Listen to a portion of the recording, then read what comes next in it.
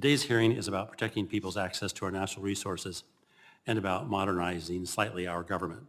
Mr. Whitman's bill would prohibit a blanket U.S. fish and wildlife ban on lead ammunition and fishing tackle on land under the jurisdiction of the Secretary of the Interior and Secretary of Agriculture, and instead require the agency use a focused database analysis specific in condensation and place if it is to propose a prohibition, and only if it's in conformance with applicable state fish and wildlife laws.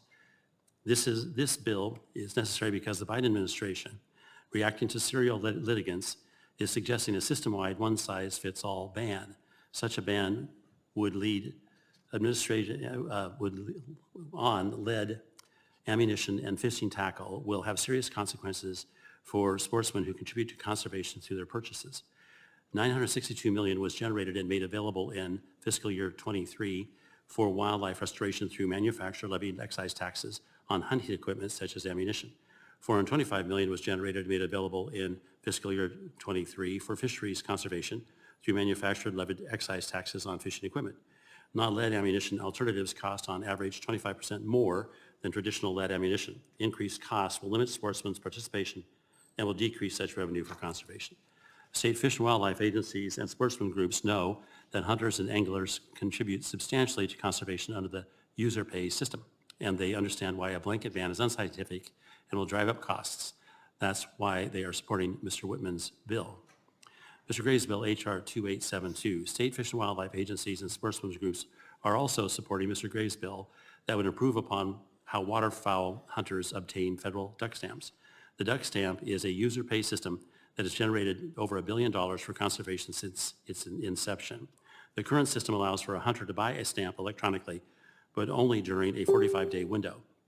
This is an improvement from the antiquated system, but this bill would allow a hunter to use the electronic means of purchase for the entire season.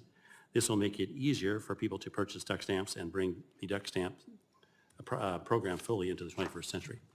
Ms. Porter's bill, H.R. 2689, would require that the Department of the Interior issue permits electronically. This is a broad mandate that would impact all agencies at the department, so we look forward to hearing how the administration would implement this bill. Mr. Rausser's bill, H.R. 524, would restore reason to the process of how we maintain and restore beaches. The 2021 Biden administration's interpretation of the Coastal Barrier Resources Act is limiting the ability of coastal communities to maintain beaches that are critical for habitat conservation and protection of infrastructure and tourism. Riceville Beach, North Carolina, for example, has been able to use the same borrow site for 60 years to maintain its beach. Now, under the Biden administration interpretation, it's left scrambling to find another, more expensive source. As we get closer to the hurricane season, communities are looking for certainty and the ability to address necessary beach maintenance. This bill would provide that certainty.